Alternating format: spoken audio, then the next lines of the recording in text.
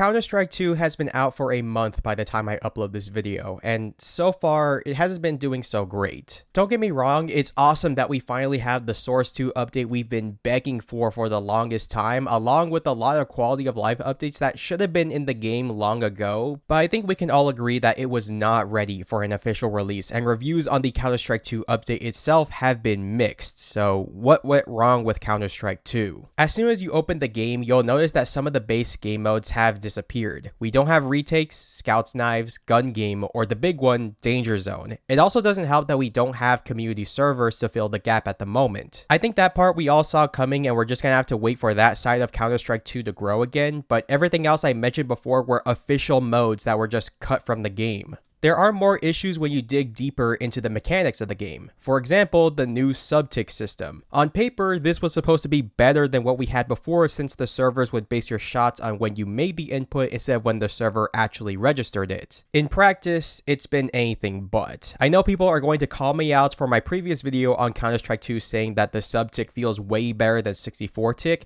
I honestly still stand by it. On my end, sub-tick has been more responsive than both 64 and 128-tick, but what I fail to realize is that I'm in a very fortunate living area compared to most. I live in the Los Angeles County, and I guess there's a server somewhere near where I live, so my ping is around 0 to 5 on average, meaning my connection is almost as good as an offline LAN tournament. When I point and click, the server registers it. It just works on my end. Sub-tick seems to be a problem for people that don't have as good of a connection as mine. Once you start hitting the 60 ping range, things start to get wonky. You could get shot behind walls, clear shots can just whiff for no reason, or the opposite could happen where the bullet registers as a hit when you clearly missed the target. Again, it's hard for me to talk about the issue since I'm just not seeing it on my end, but based on all the feedback I see online, this seems to be a really big problem. There are also some missing features when it comes to console commands. Some of them make sense, like the removal of proper jump binds since throwing grenades no longer need them, but there are some other ones that were questionably left out, like the bob command and my personal pet peeve, the left-handed command. Some people have tried to throw this one under the rug by saying it's just placebo or that players will simply adapt, but as YouTubers like myself have pointed out, this is actually a necessity since some of us have dominant right eyes and left-handed models actually help us play the game, and we can't just turn that part of our brain off. The only valid argument I've heard so far is that it wouldn't line up with the shadows and legs of the player models.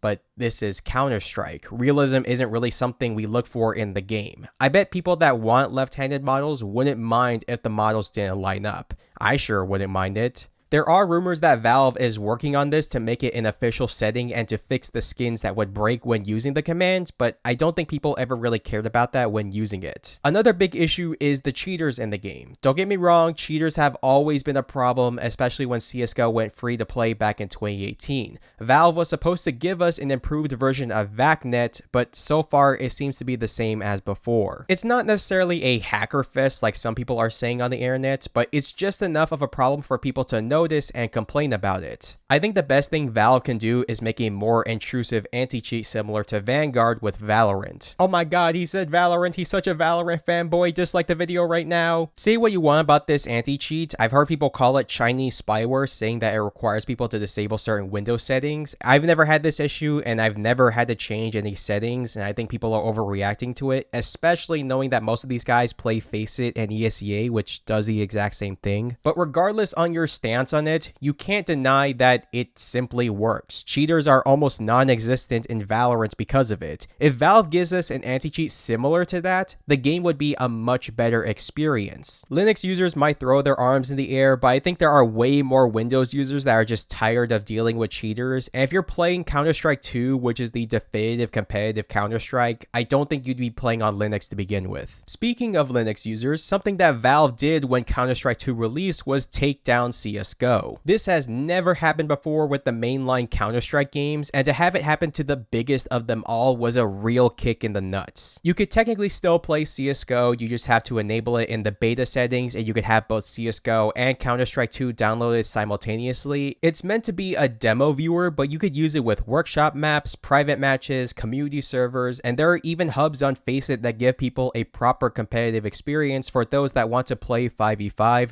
but not a lot of people know this and and are disheartened at the fact that this beloved game has been thrown under the bus. I really hope Valve can bring it back as an official game, but without official Valve servers, similar to how 1.6 and Source currently works. All of these issues combined have dissatisfied average consumers, fans, and professional players. Pros like Simple are taking breaks from the game simply because it's broken and incomplete. Player counts are slowly dropping. People are going back to Valorant after their nostalgia trip. Valve really did mess up with the launch of the game by trying to release the game on time, which I know that sounds weird, like why would releasing a game on time be a bad thing? But I think the release date is exactly what messed everything up. They really should have let this game cook for another 6 months, or at least until everything we had before was ready to go. Or maybe even be upfront and be like, hey, the game isn't ready yet, it's still in beta phase, but we want to give it to everyone to test it out, but you can't go back now, making Counter-Strike 2 a missed opportunity. The future of Counter-Strike 2 still looks bright and promising, and I'm sure 5 years from now we'll look back at this as a bad memory, but right now we're living that bad memory, and hopefully it doesn't last very long. But this is also Valve we're talking about. It took them 10 years and a new competitor for them to fix basic issues that should have only needed a few patches even with Source 1, so they could probably get lazy and mess it up again. That is going to be it for today's video. What are your guys' thoughts on Counter-Strike 2 so far? Let me know down in the comments below. I hope you enjoyed the video. Leave a like, subscribe for more content, and I will talk to you all